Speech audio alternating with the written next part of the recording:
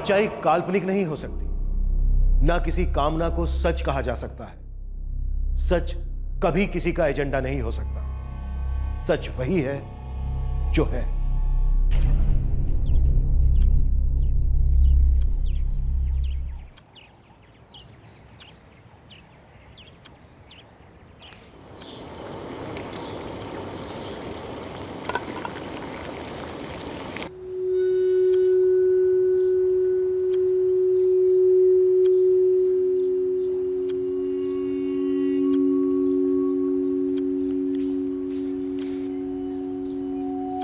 Good morning पापा। Good morning Naresh.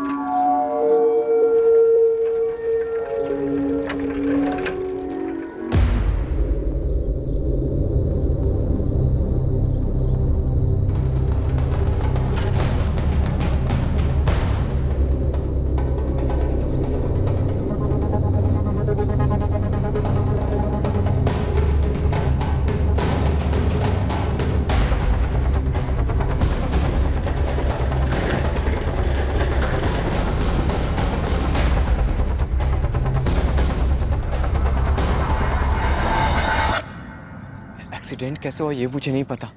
मैं जब उधर से आ रहा था तो वो आदमी वहाँ घायल पड़ा हुआ था। आप सब लोगों में से इस आदमी को कोई नहीं पहचानता? पहचानता तो नहीं हूँ, लेकिन उसे अक्सर मॉर्निंग वॉक करते हुए देखा है। डेली आता है। हाँ साहब, हमने भी कई बार देखा है, लेकिन वो बंदा कौन है और कहाँ रहता है ये मुझे नहीं पता। सर, फोन में सिक्योरिटी कोड लगा हुआ है। एक कांस्टेबल अपने साथ लेकर जाओ और आसपास की जितनी भी हाउसिंग कॉलोनीज है सब में जाकर पता करो। जी सर। जाओ। नवीन, और आप सब लोग भी अपनी सोसाइटी में, आसपास की सोसाइटीज में इस आदमी के बारे में पता कीजिए। तब तक हम इस फोन को अनलॉक करने की कोशिश करते हैं।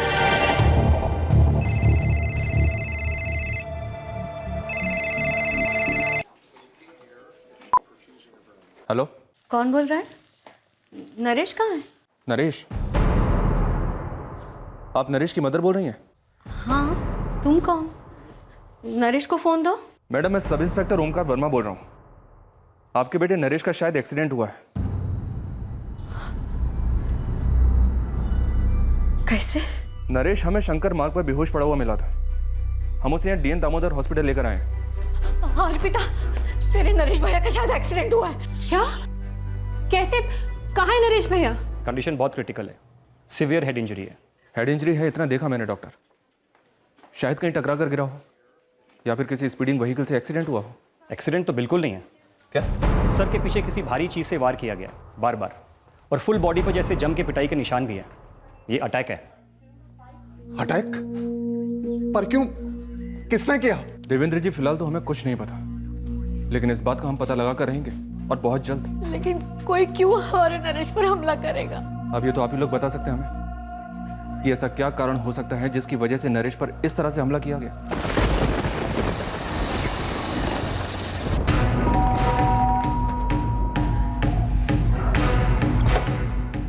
प्रदीप जी, हमारे कार्यकर्ता नरेश शर्मा पर अटैक हुआ है।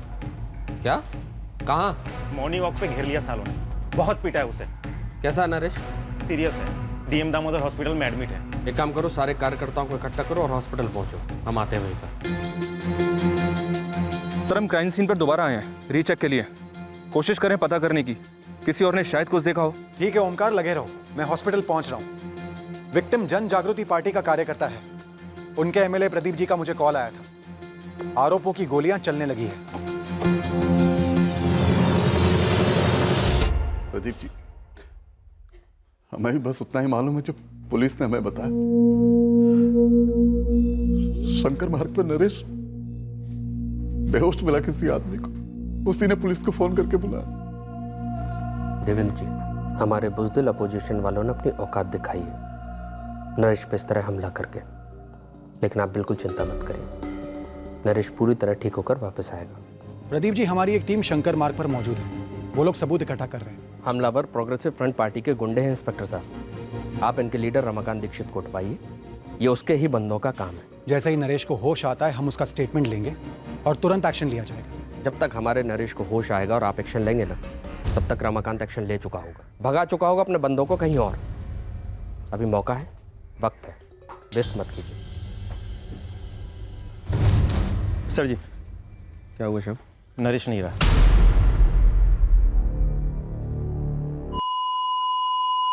देखिए, हमने कोशिश की थी, लेकिन एडमिट होते वक्त ही काफ़ी खून बह चुका था। जब व्हीलिंग किया तो ऑपरेशन थिएटर में, तभी मैंने कहा था कि पेशेंट काफ़ी क्रिटिकल है। तो हमारे एक और कार्यकर्ता का कत्ल कर दिया उन लोगों ने। अराजकता की नई मिसाल पेश कर रहे हैं और आपसे कुछ हो नहीं रहा। लगता है अब सब कुछ हमें ही करना होगा। हमारी प्रिलिमिनरी इन्वेस्टिगेशन पूरी हो जाने दीजिए, हम ये मामला हैंडल कर सकते हैं। ये हैंडल वैंडल होने वाला मामला नहीं है अतुल जी। मैं कह रहा हूं अभी जाकर आप रमाकांत दीक्षित को अरेस्ट कीजिए। उसके गुंडे हमारे कार्यकर्ताओं को चुन चुन कर मार रहे हैं। डिपार्टमेंट में जितने भी ऑफिसर्स ने लीव एप्लीकेशन दी है सब कैंसिल कर दो और सबको बंदोबस्त ड्यूटी पर लगा दो। एक भी सेंसिटिव एरिया छूटने ना पाए। मैं रमाकांत दीक्षित से बात करता हूँ। सर, हमने अपनी प्रिलिमिनरी इन्वेस्टिगेशन शुरू कर दी है और मैंने प्रदीप जी को भी कन्विंस कर लिया है कि बॉडी का पोस्टमार्टम करवाना ही पड़ेगा।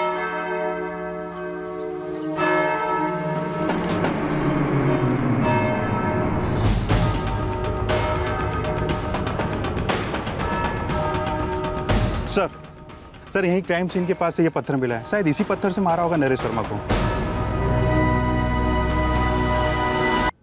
सर के पिछले हिस्से में मल्टीपल फ्रैक्चर्स थे। डॉक्टर, हमें क्राइम सीन से एक पत्थर मिला है, उस पर खून के निशान भी है। पीठ की हड्डियों और पसलियों में काफ़ी सारे फ्रैक्चर्स हैं। एब्डोमेन के इंटरनल ऑर्गन्स भी डैमेज हुए। उस एक पत्थर के अलावा लाठियाँ या आयरन रॉड जैसी कोई चीज़ भी इस्तेमाल हुई होगी। अटैक का मकसद तो मर्डर ही था, इसमें कोई दोहराई नहीं है। पर अब ये पॉलिटिशियंस अपने मकसद से इन्वेस्टिगेट करवाना चाहते हैं। रमाकांत दीक्षित जी, आपकी बात मैं पूरी तरह से समझ रहा हूँ, लेकिन आपको भी। मुझे भी क्या एसपी साहब? देखिए, जो अटैक हुआ वो हमने नहीं करवाया। मैंने अभी अपने पार्टी वर्कर्स से बात की। उनका कहना है कि वो इस नरेश शर्मा को जानते थे, था जन जागृति पार्टी का कोई कार्यकर्ता, लेकिन इतना कोई बड़ा तोप नहीं था। ऐसे मामूली कार्यकर्ता को मरवाना, इनफैक्ट किसी को भी मरवाना हमारे पार्टी का स्टाइल नहीं है। एसपी साहब, आप जानते हैं हमारी पार्टी प्रोग्रेसिव फ्रंट एक शांति पसंद पार्टी है। हाँ, मैं जानता हूँ दीक्षित जी, आप जिस पोजीशन पर हैं वहां पर आप अपने हाथों को रंगना नहीं चाहेंगे। वो प्रदीप सिंह हमारी पूरी पार्टी को रंगना चाहता है। अगर उसके पार्टी का कोई कार्यकर्ता हार्ट अटैक से भी मर जाए ना, तो भी हम पे ही उंगली उठाएगा। आप अपने इन्वेस्टिगेटिव ऑफिसर से कहिए कि इस प्रदीप सिंह के भड़कावे में ना आए। एक बैलेंस्ड अप्रोच होना चाहिए, एक संतुलित रवैया रखिए। ये कोई पहली बार नहीं है जब हमारे कार्यकर्ताओं पर हमला हुआ हो या किसी की हत्या हुई हो, और यही गुंडागर्दी प्रोग्रेसिव फ्रंट पार्टी की राजनीति का मूलभूत सिद्धांत है। लेकिन इस बार हम चुप नहीं रहेंगे। इस केस में हमारे लिए एक संतुलित रवैया रखना पेचीदा मामला था। नरेश शर्मा एक पॉलिटिकल वर्कर था और उसकी हत्या में राजनीतिक पहलुओं का उठना स्वाभाविक था। माहौल काफी तंग था और हिंसा भड़क उठने की संभावना किसी भी वक्त असलियत में बदल सकती थी। निजी जीवन में नरेश शर्मा एक ऑनलाइन ट्रैवल वेबसाइट में बतौर पीआर मैनेजर नौकरी करता था। पूरे हरिनाथ लेन में हमारे और सिर्फ हमारे झंडे लहराने चाहिए। और साथ ही नरेश जन जागृति पार्टी का एक सक्रिय कार्यकर्ता था, ग्रास रूट लेवल का। और साइबर स्पेस में भी नरेश काफी एक्टिव था। अपनी पार्टी का पक्ष सोशल मीडिया पर बखूबी रखता था। यार, तुमने डिबेट में मेन मुद्दा तो मिस ही कर दिया।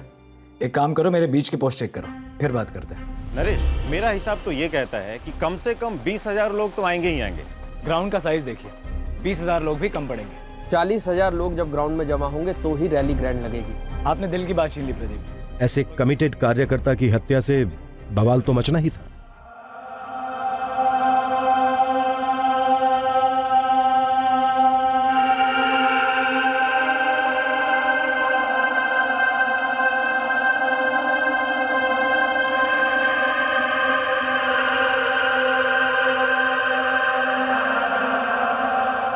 अनिल, तू डर मत।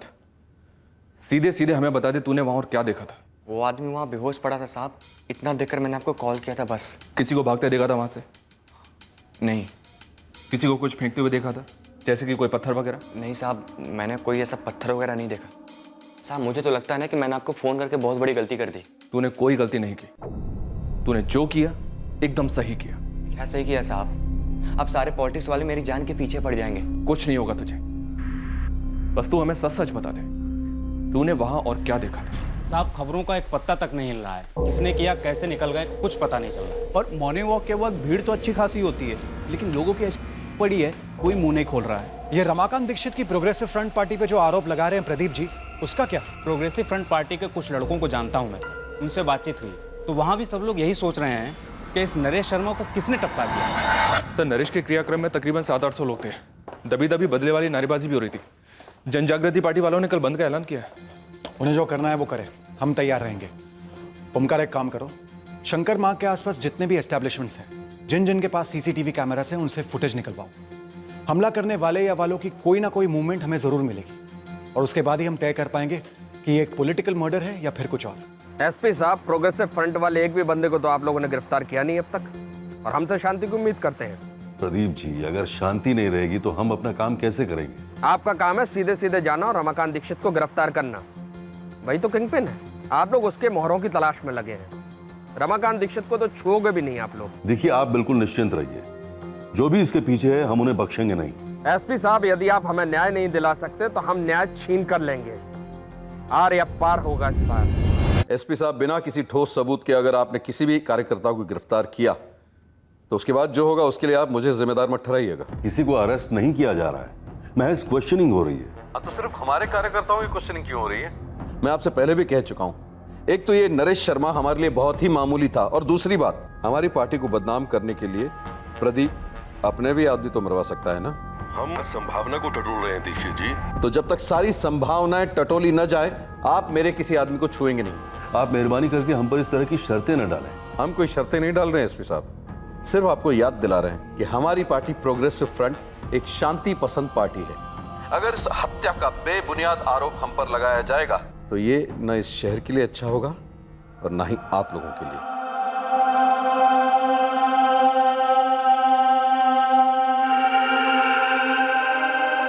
माँ, पापा, मैं स्कूल जा रही हूँ। मैं पिछले साल ही रिटायर हुआ, प्राइवेट कंपनी थी। नरेश 4 साल से ट्रैवल कंपनी में जॉब कर रहा था। नरेश की पहले से ही पॉलिटिक्स में दिलचस्पी थी, हमें पता था वो जन जागृति पार्टी के साथ जुड़ा हुआ था। पर सच कहता हूँ, इस बात का जरा भी अंदाजा नहीं था कि वो किस हद तक इन्वॉल्व है इन सब में। इस बारे में नरेश हमसे कभी कुछ बात नहीं करता था। अच्छा, क्या नरेश का कभी किसी के साथ कोई झगड़ा हुआ था या किसी ने उसे कोई धमकी दी थी? क्या उसने आप लोगों को ऐसा कुछ कहा था कभी? क्योंकि उसके फोन रिकॉर्ड से तो हमें ऐसा कुछ नहीं मिला है। नरेश ने हमें ऐसा कुछ नहीं बताया था, और ना ही हमने ऐसा कुछ देखा था या सुना था। 7 तारीख की सुबह जब वो अपने वॉक के लिए निकला, तब क्या सब कुछ नॉर्मल था या आप लोगों ने कुछ अजीब देखा या महसूस किया? सब कुछ नॉर्मल था, हमेशा की तरह। मैथ्स पढ़ाती हूँ 2nd से 5th स्टैंडर्ड तक। मुझे कोई आइडिया नहीं है सर भैया को कहाँ से और किससे खतरा था। हाँ, वो पॉलिटिकली एक्टिव थे, लेकिन मेरे से और माँ पापा से इस टॉपिक पर कुछ खास डिस्कस नहीं करते थे। अर्पिता, तुम्हारे नरेश भैया जिस पार्टी से जुड़े थे, जन जागृति पार्टी, वो पार्टी उनकी अपोजिट पार्टी प्रोग्रेसिव फ्रंट पर आरोप लगा रही है, और दूसरी तरफ प्रोग्रेसिव फ्रंट वाले ये कह रहे हैं कि तुम्हारे नरेश भैया को उसी की पार्टी ने मोहरा बनाकर मरवा दिया होगा ताकि वो प्रोग्रेसिव फ्रंट पर आरोप लगा सके। सर, नरेश भैया बहुत ही स्मार्ट और इंटेलिजेंट थे, उनके काम की सब तारीफ करते थे। ऐसा आदमी किसी के हाथ का मोहरा बनेगा, इस पर मुझे यकीन नहीं होता सर। सर, नरेश शर्मा की फैमिली के साथ बात करने के अलावा हम इस केस में 1 इंच आगे नहीं बढ़े हैं, और इसका सबसे बड़ा कारण है प्रदीप सिंह और रमाकांत दीक्षित।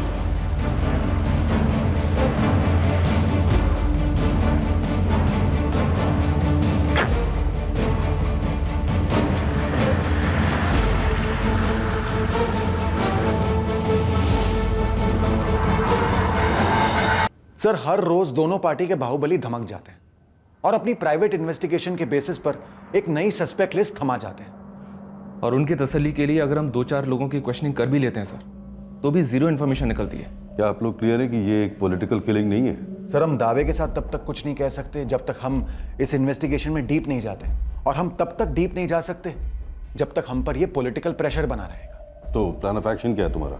सर, मैं एक प्रेस कॉन्फ्रेंस बुलवाकर सब कुछ क्लियर कर देना चाहता हूँ कि इस मर्डर के पीछे कोई पॉलिटिकल एंगल वैंगल नहीं है, और हम दूसरे एंगल्स प्रोब कर रहे हैं। नो अतुल, नो, तुम ऐसा कुछ भी नहीं करोगे। प्रेस कॉन्फ्रेंस बिल्कुल नहीं होनी चाहिए, सोशल मीडिया पर भी कुछ नहीं। हो सकता है मामला और भड़क जाए और बैठे बैठे कम्युनल प्रॉब्लम सर पर आ जाए। हमें इस मामले की तह तक जाने के लिए इस पॉलिटिकल प्रेशर से बाहर निकलना ही होगा, नहीं तो हम उनके कहने पर इसी तरह गोल गोल नाचते रहेंगे। हमें कोई दूसरा रास्ता इख्तियार करना होगा। 2 टीम्स एक ही केस पर काम करेंगी, ये सही रहेगा सर।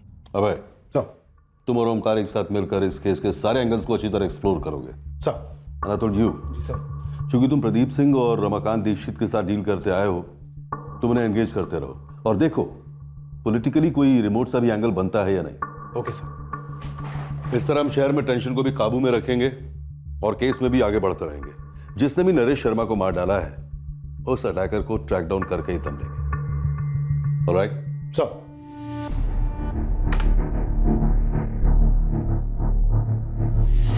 सर, शंकर मार्ग के आसपास के सारे सीसीटीवी फुटेज इकट्ठा किए हैं और उन्हें स्कैन भी किया है। लेकिन सर किसी में भी शक करने जैसा कुछ दिखा नहीं है। जब तो कोई सस्पेक्ट ना हो या फिर हिंट ना हो तो शक करें भी किस पर? Exactly sir. चलो मान लेते हैं पॉलिटिकल नहीं तो फिर क्या, पर्सनल। फैमिली से बात की हमने सर, लेकिन ऐसा कुछ मिला तो नहीं। प्रॉपर्टी डिस्प्यूट या ऐसा ही कुछ? भाई के साथ कोई झगड़ा? भाई तो है नहीं उसका सर, एक छोटी बहन है अर्पिता, स्कूल टीचर है। माँ बाप सीधे साधे लोग लगते हैं और उन्हें इस नरेश की पॉलिटिकल एक्टिविटीज़ के बारे में ज़्यादा कुछ पता भी नहीं है।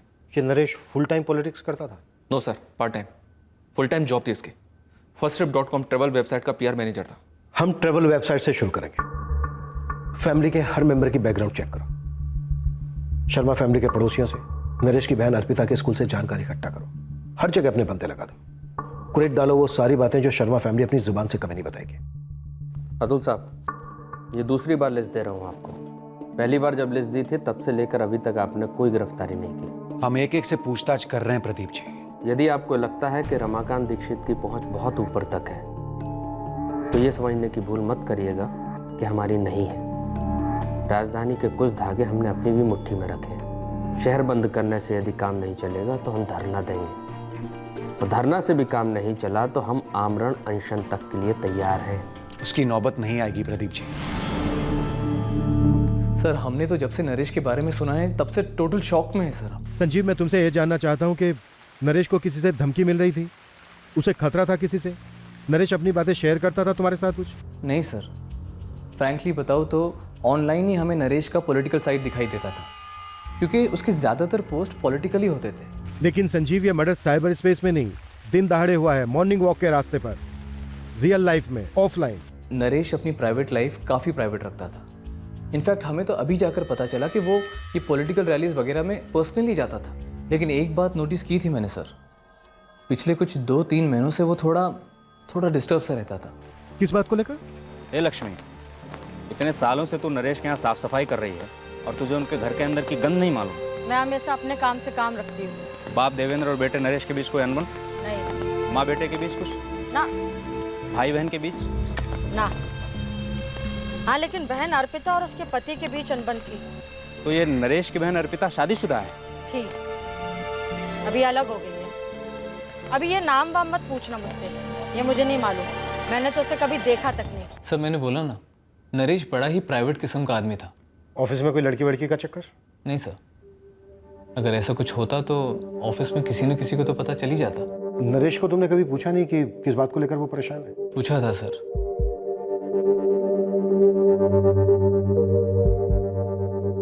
क्या बात है नरेश, कुछ परेशानी?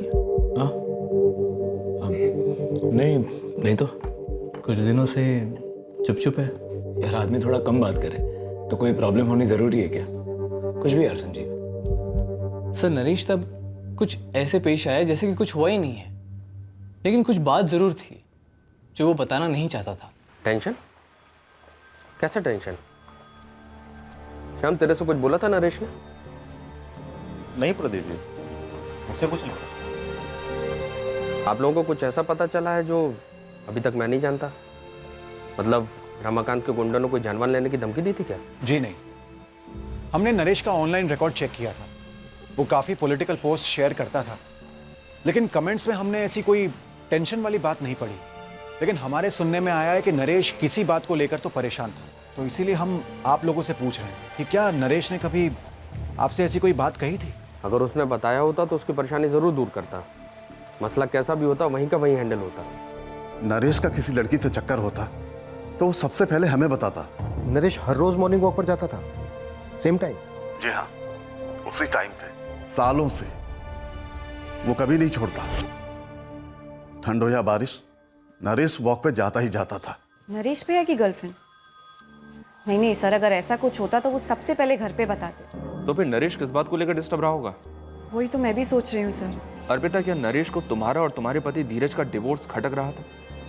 मेरा डाइवोर्स भैया को खटक रहा था, पर क्यों? ये जगतपुर थाने में पुलिस कंप्लेंट है 2014 की। खैर अब तो फाइल क्लोज्ड है, पर उन दिनों तुमने अपने पति धीरज नागपाल के खिलाफ शिकायत दर्ज करवाई थी और उसके बाद तुमने अपने पति धीरज से डिवोर्स फाइल किया। हाँ हाँ सर, मुझे मालूम है मैंने डाइवोर्स कब फाइल किया और क्यों, लेकिन ये 2 साल पुरानी बात है ना, और 2 साल पुरानी बात को लेके भैया अभी क्यों परेशान होते? आपको क्या लगता है, क्या धीरज ने 2 साल पहले की बात के लिए नरेश पर हमला करवाया होगा? पुलिस कह रही है नरेश एक अरसे से डिस्टर्ब था। कहीं नरेश से दोबारा उस धीरज से झगड़ा तो नहीं कर लिया था? 2 साल मेंटली टॉर्चर किया मेरी बहन को, उस पर हाथ उठाया तूने। तेरी हिम्मत कैसे हुई धीरज? आवाज नीची नरेश, ये घर है मेरा, तेरी पार्टी की रैली नहीं है। तो तेरी बहन को ना हर बात बहुत बढ़ा चढ़ा के बोलने की आदत है। एक काम कर, अपने साथ साथ पॉलिटिक्स में ज्वाइन करवा ले उसे। अगर अर्पिता अपने पति और ससुराल वालों के साथ नहीं बना पाती तो इसका यह मतलब नहीं कि आप बेमतलब उन पर कीचड़ उछालो। देखिए देवेंद्र जी, शादी को सिर्फ 2 साल हुए हैं और 2 साल का अरसा क्या होता है? अरे उतार चढ़ाव तो भी शुरू हुए हैं। और देखिए आपकी बेटी अर्पिता को भी जरा समझदारी से काम लेना चाहिए। सुबोध जी, नरेश और मैंने एक एक पाई जुटाकर आपकी सारी डिमांड पूरी की थी शादी में। जो हमसे बन पाया वो हमने अर्पिता और आपको दिया। अब कार खरीदने के लिए आप लोग पैसों की मांग कर रहे हैं, ये कहां की समझदारी हुई? 2 साल तुम लोगों ने छला है मेरी बहन को। अगर अर्पिता ने मुझे तभी बता दिया होता ना तो सब कुछ तभी के तभी सेटल कर देता मैं। अच्छा, कैसे करता सेटल? रोकड़ा रखता हमारे सामने? नहीं, बीच बाजार में तुम सबकी नाक रगड़ करना 2 चमाट लगाता मैं। दहेज ये लफ्ज तेरे मुंह पर भी नहीं आता कभी। जिस आसमान में तू उड़ रहा है ना पॉलिटिक्स के, वो हमारे सामने मत दिखा। तू 2 लगाता ना, बदले में 4 देता मैं भी तुझे। अरे चुप कर नामर्द साले, कायर डरपोक। मुझसे डायरेक्ट आंख मिलाकर भीख मांगने की हिम्मत नहीं हुई तेरी तो मेरी बहन पर हाथ उठाया। बस भी करो, अब मेरी बात ध्यान से सुनो। या तो हम समझौता कर सकते हैं, सेटल कर सकते हैं, या आपकी बेटी पूरी जिंदगी बड़ी तकलीफ में रहने वाली है। तकलीफ में तो वो यहां 2 साल से थी सुबोध जी, आपके घर में। आप घर के बड़े हैं, आपके सामने मेरी बेटी आपके बेटे के हाथों पिटती रही और आपने उसे रोका नहीं। अर्पिता इस हद तक परेशान हो गई है ना कि वो आपके घर में एक कदम भी नहीं रखना चाहती। बस अब हमें कोई समझौता नहीं करना है। देखिए ससुर जी, मैं कोई पहला आदमी नहीं हूं बिरादरी में जिसका गुस्से में हाथ उठ गया हो, लेकिन अब आपकी बेटी अहंकार दिखा रही है मुझे। मेरी बहन खुद की इज्जत करने लगी तो तुझे अहंकार लगता है। अब तुम मेरा अहंकार देख, क्या हश्र करता हूं मैं तुम सबका। पुलिस ने मुझसे भी ये बात पूछी थी पापा, पर क्यों अर्पिता? मेरे तो कुछ समझ में ही नहीं आ रहा।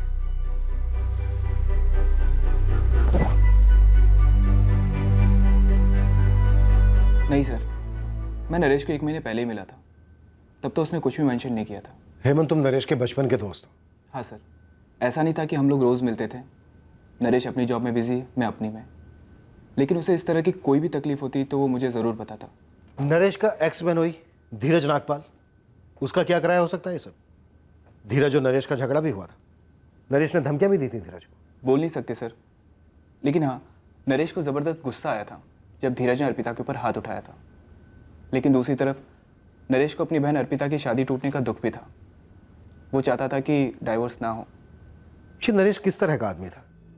कोई गर्लफ्रेंड नहीं, हमने सुना है काफ़ी डिसिप्लिन था। हाँ सर, नरेश काफ़ी डिसिप्लिन था, ट्रेडिशनल। उसकी विचारधारा ही ऐसी थी। क्या विचारधारा थी नरेश की? सब कुछ कायदे से होना चाहिए। नरेश के लिए उसकी सोच, उसकी सिद्धांत, उसकी विचारधारा, आइडियोलॉजी, ये सब बातें हमेशा टॉप पर आती थी। उग्र था अपनी विचारधारा को लेकर। करेक्ट सर, उग्र और सख्त भी। टाइम पर उठो, टाइम पर ही सारे काम करो, समाज के बनाए हुए नियमों के अनुसार ही चलो। नरेश के फादर देवेंद्र जी भी इसी विचारधारा को मानते हैं। नरेश के पापा तो नरेश से काफ़ी ज़्यादा मॉडर्न है, चीज़ों को लेके फ्लेक्सिबल है, लेकिन नरेश बिल्कुल भी नहीं। नरेश की इस उग्र विचारधारा से किसे नुकसान हो रहा था? क्या मतलब सर? मतलब ये हेमंत कि हमने पॉलिटिक्स में जमीन आसमान छान मारा। सोशल मीडिया पर नरेश की पोस्टिंग, उसके पॉलिटिकल अपोनेंट्स के साथ जो डिबेट्स होते थे उनमें, हर जगह वो अपनी उग्र विचारधारा के साथ कायम था। लेकिन सर उसने ऐसा कुछ भी तो नहीं लिखा था कि जिससे मर्डर हो जाए। वही तो, पॉलिटिक्स से परे उसकी उग्र विचारधारा से किस कदम घुट रहा था? काश मैं आपको बता पाता सर 1 साल पहले मिला था अर्पिता से कोर्ट में, जब डिवोर्स केस फाइल हुआ था तब से नहीं मिला हूँ, और तभी से ना अर्पिता ना उसकी फैमिली में से किसी से बात हुई है। तो फिर हत्यारे को क्यों भेजा? नरेश को मारने के लिए? अर्पिता से बदला लेने के लिए? क्या बात कर रहे हैं सर आप? ये सब बकवास है। वैसे हमने ज्यादा बारीकी में ध्यान नहीं दिया, पर हमने नरेश के पूरे परिवार के कॉल रिकॉर्ड्स निकलवाए और उनमें से हमें ऐसा कुछ नहीं मिला। इस नरेश के बारे में कुछ है अतुल? नरेश के हर करीबी का कहना है कि नरेश बेहद प्राइवेट किस्म का आदमी था। कुछ परेशानी थी उसे, पर क्या परेशानी थी किसी को नहीं पता। मेरे कारण डिस्टर्ब था नरेश। सर इसमें लॉजिक क्या है? 2 साल हुए अर्पिता से अलग हुए, डिवोर्स भी आजकल में आ जाएगा, यही तो चाहता था नरेश। पर धीरज, तुम शायद बदला चाहते थे उस जिल्लत का जो तुमने भुगती थी नरेश की धमकियों की वजह से। इतनी पुरानी बात, वो तो कब का खत्म हो चुका था। अर्पिता ने तुम्हारे खिलाफ घरेलू हिंसा का केस वापस ले लिया, क्यों? सर मैंने ही अर्पिता से रिक्वेस्ट की थी कि ये केस वापस ले ले, क्योंकि ये केस जितना नुकसान मुझे पहुंचा सकता था उतना ही अर्पिता को भी। मुझे बेरहमी से पीटते वक्त डर नहीं लगा धीरज, दहेज मांगते वक्त तब भी डर नहीं लगा। अब तुम्हें डर लग रहा है जेल जाने से। शायद ना जाऊं जेल, बेल हो, और फिर हम सालों साल कोर्ट के चक्कर लगाते रहेंगे। अर्पिता मेरी जॉब में प्रॉब्लम होगी, और तुम्हें भी बार बार कोर्ट जाने में खुशी नहीं मिलेगी। तुम्हारे घर में भी मुझे कोई खास खुशी महसूस नहीं होती थी जब तुम सब मिलकर मेरा खून पीते थे। मैं सबकी तरफ से और खासकर मेरी तरफ से हाथ जोड़ के तुमसे माफी मांगता हूँ। प्लीज ये केस वापस ले लो। डिवोर्स के जो भी टर्म्स होंगे मैं बिना पढ़े कबूल कर लूंगा। प्लीज तुम ये केस वापस ले लो। कोर्ट जाने में किसी का फायदा नहीं है। अर्पिता तो केस वापस लेने के पक्ष में बिल्कुल नहीं थी, तो नरेश ने अर्पिता को समझाया, तब जाके अर्पिता ने केस विड्रॉ किया। और तो और सर, डिवोर्स पेपर साइन होने से पहले तकरीबन 1 साल तक नरेश ने हम दोनों के बीच पैचअप करवाने की भी कोशिश की थी। जलील करने और उन मारने की धमकियां देने के बाद? सर वो सब बातें गर्मा गर्मी में की गई थी जो बाद में भुला दी गई थी। इनफैक्ट डिवोर्स पेपर साइन करने के बाद मैंने खुद नरेश को कॉल किया था। जो ये सब कुछ हुआ उसके लिए माफी मांगी, और उसकी कोशिशों के लिए मैंने उसे थैंक यू भी कहा था। ये सब हो जाने के बाद मैं क्या मारूंगा उसे सर, और क्यों मारूंगा? भाई बहन के बीच कोई प्रॉपर्टी का मसला? नरेश की उग्र विचारधारा, या फिर सर फादर देवेंद्र का कोई मसला हो? या शायद ये वाकई में पॉलिटिकल की नहीं है।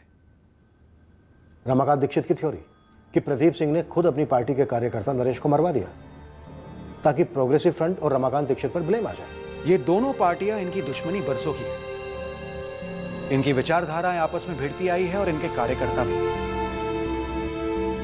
खून पहले भी बह चुका है। अर्पिता जी, आपके फादर देवेंद्र जी की कोई प्रॉपर्टी, कोई पुश्तैनी जायदाद जिसे लेकर आपके और आपके भाई नरेश के बीच कोई अनबन थी? पर्सनल फ्रंट पर प्रॉपर्टी का एंगल टटोला गया। अर्पिता से पूछताछ की। अच्छा देवेंद्र जी, आपने अपनी प्रॉपर्टी अपने दोनों बच्चों और साथ ही पिता देवेंद्र और मां सुजाता की भी क्वेश्चनिंग हुई, इस उम्मीद से कि कम से कम कोई एक ऐसी लीड देगा जो पर्सनल एंगल थ्योरी का सुराग बनेगा। लेकिन ऐसा नहीं हुआ। हम हर मुमकिन एंगल टटोल रहे हैं, पर वह यह भी हो सकता है कि ये बंदा नरेश मॉर्निंग वॉक पर निकला, कोई चोरी या मोलेस्टेशन या ऐसा ही कुछ हो रहा था। इसने ऑब्जेक्शन किया, उसे रोकने की कोशिश की और गर्मा गर्मी में मर्डर हो गया। हो सकता है सर, हाल ही में एक रिक्शे वाले को सिर्फ इसलिए मार दिया गया क्योंकि उसने किसी को पब्लिक में टॉयलेट करने से रोका था। वो भी हो सकता है। और जहां तक हमें पता चला है, नरेश अग्रेसिव टाइप का था। और हमें क्राइम सीन पे से जो पत्थर मिला है उसका क्या, जिससे नरेश को बार बार मारा गया? शायद वो पत्थर अटैकर ने यहीं रास्ते से उठाया। लेकिन नरेश को तो डंडे से भी पीटा गया था। डेफिनेटली 1 से ज्यादा लोग रहे होंगे।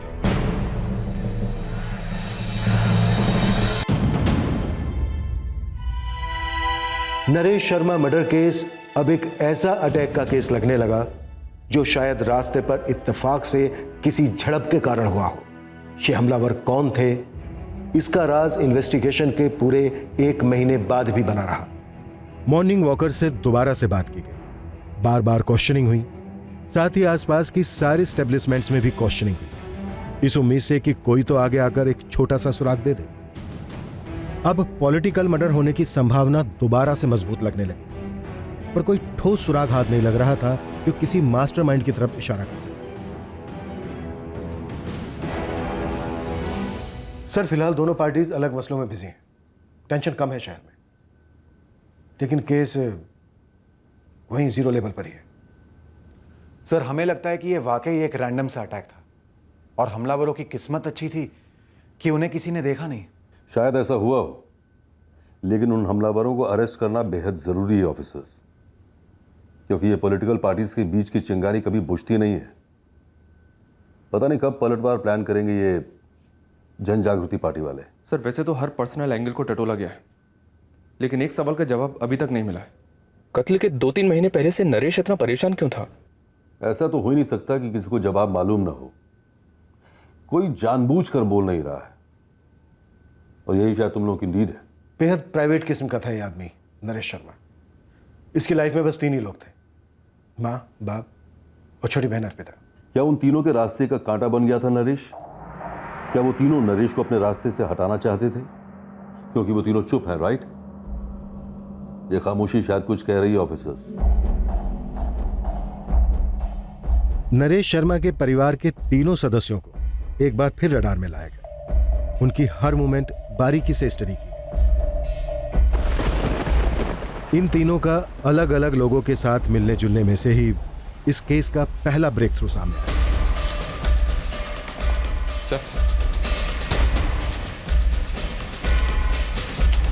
सर, ये नरेश के बारे में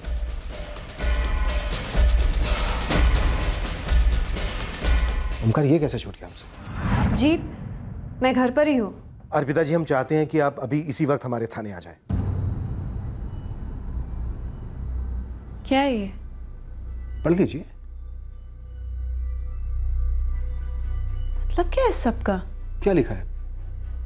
पढ़िए पढ़िए अर्पिता जी। वो वॉक के लिए निकल चुका है। कौन वॉक के लिए निकल चुका है? वही जो कभी मॉर्निंग वॉक मिस नहीं करता, आपके नरेश भैया। जी नहीं। 7 जुलाई को 6:35 पर यह मैसेज आपने चैट ऐप से विक्रम प्रसाद को भेजा, और हम जानते हैं ये विक्रम प्रसाद आपके स्कूल में एडमिन ऑफिसर है। हम और भी बहुत कुछ जानते हैं अर्पिता जी।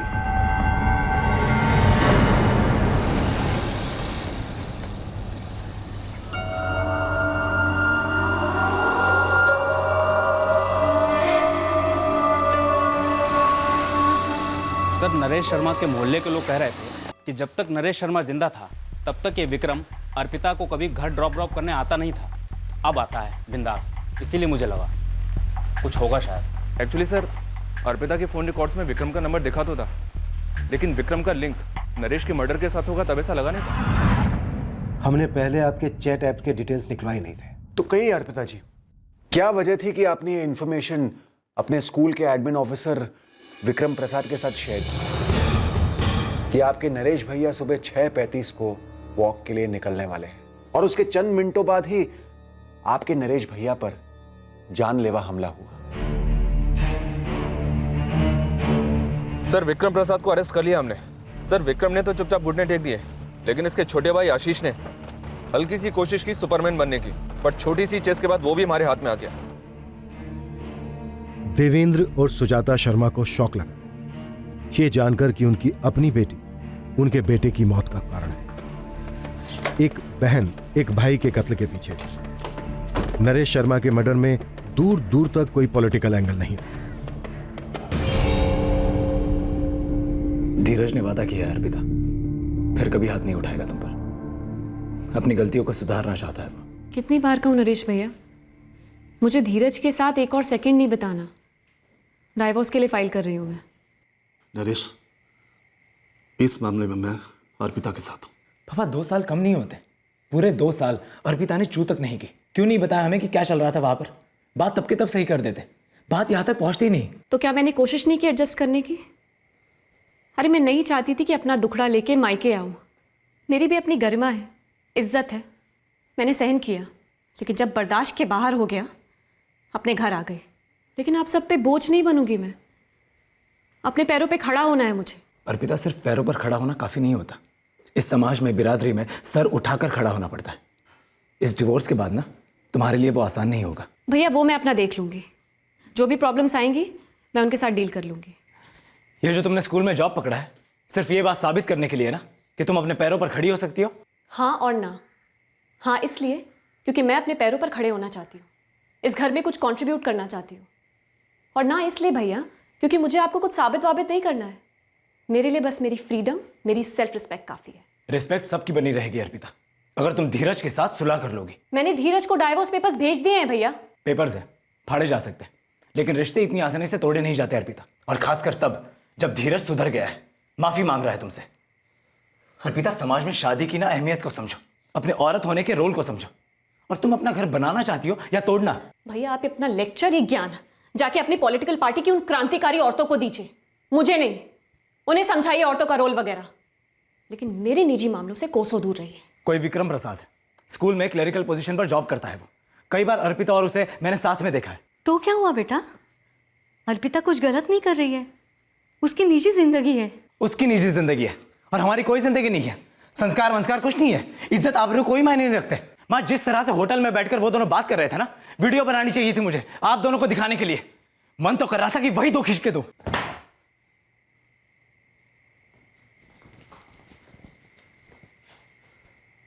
हाँ, मेरा और विक्रम का रिलेशन है। बेटा वो जूनियर क्लर्क है। मैं स्कूल टीचर हूँ, मेरी अपनी डिग्निटी है। विक्रम की भी अपनी जॉब है, इसलिए उसकी भी अपनी इज्जत है। प्यार करता है वो मुझसे। धीरज अभी तुम्हारा वेट कर रहा है अर्पिता। भैया इतना प्यार आता है धीरज पे तो आप खुद क्यों नहीं कर लेते उससे शादी? अर्पिता! भैया ये गर्मी आप सोशल मीडिया पर दिखाइए, मेरे सामने नहीं। जाकर डालिए कोई संस्कारी पोस्ट औरतों की पवित्रता पर, 2-4 लाइक्स भी मिल जाएंगे।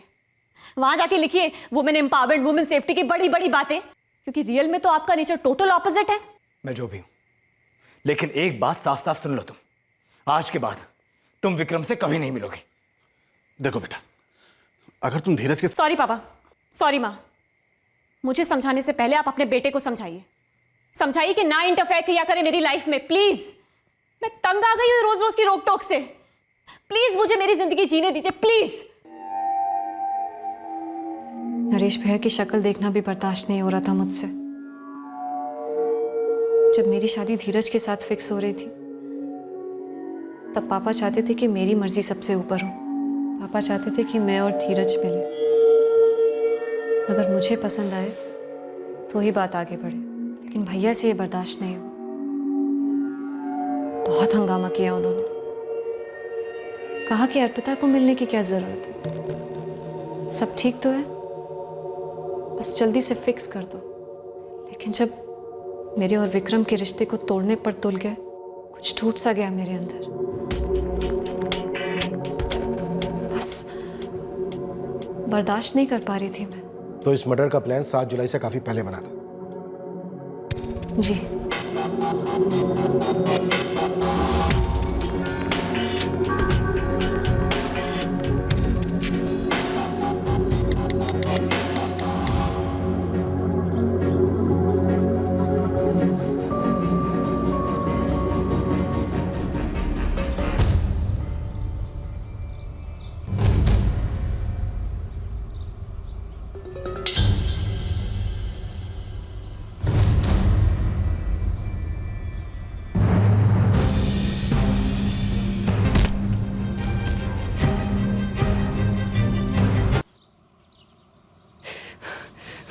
चल चल चल चल, भाग भाग।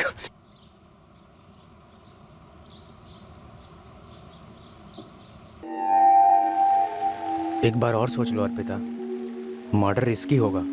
विक्रम, यही एक तरीका है भैया की दखल अंदाजी और उनकी दादागिरी से छुटकारा पाने का। वैसे एक बंदा है पेशेवर, मैंने बात की है उससे, काम तो कर देगा पर कॉस्टली होगा। कितना? 4 लाख रेट है उसका। 75,000 है मेरे पास, बाकी का मैं बाद में किश्तों में चुका दूंगी। और वैसे भी पापा शायद भैया के नाम के एफडीज मेरे नाम कर देंगे। मेरे पापा ने मुझे कभी इतना डोमिनेट नहीं किया जितना नरेश भैया ने। उनकी विचारधारा को हिला के रख देती थी मेरी आज़ादी।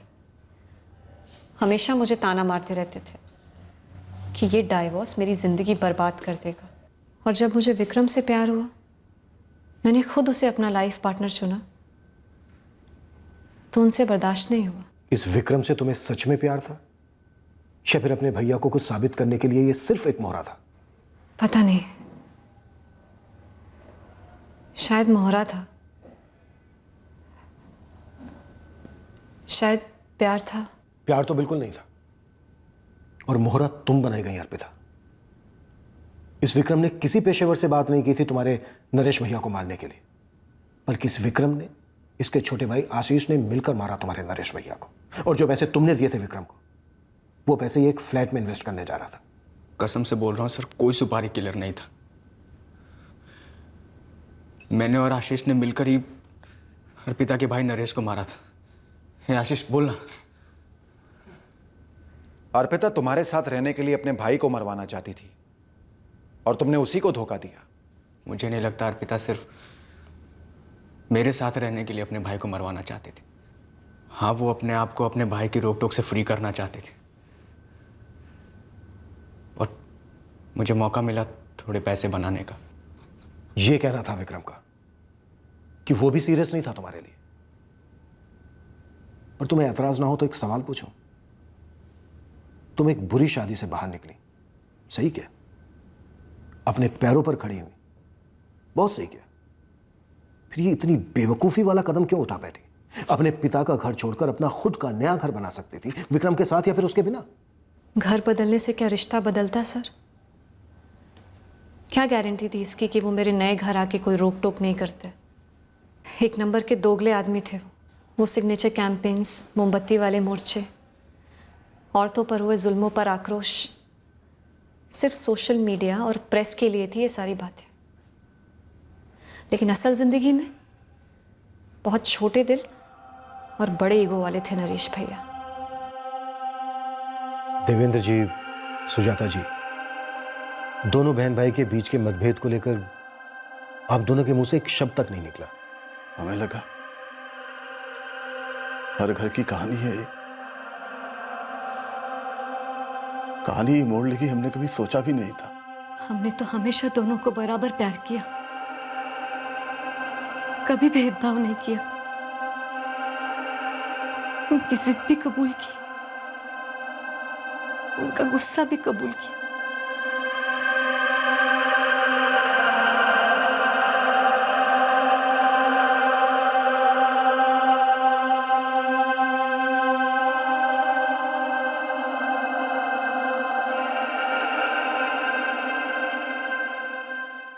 किसी को डोमिनेट करना, अपनी सोच और विचारधारा उस पर थोपना, एक समय के बाद डोमिनेट करने वाले पर ही भारी पड़ जाता है। किसी भी चीज को जबरदस्ती कहीं फिट करते वक्त एक संभावना पैदा होती है कि उसका एक विपरीत परिणाम होगा, फिर वो चाहे आमने सामने हो या फिर सोशल मीडिया जैसी गुमनाम नकाबपोश दुनिया में हो। यह बिल्कुल जरूरी नहीं है कि हर कोई आपकी राय या अनुभवों का मोहताज हो। जियो और जीने दो। हर किसी को खुद अपना रास्ता चुनने का हक है। जय हिंद।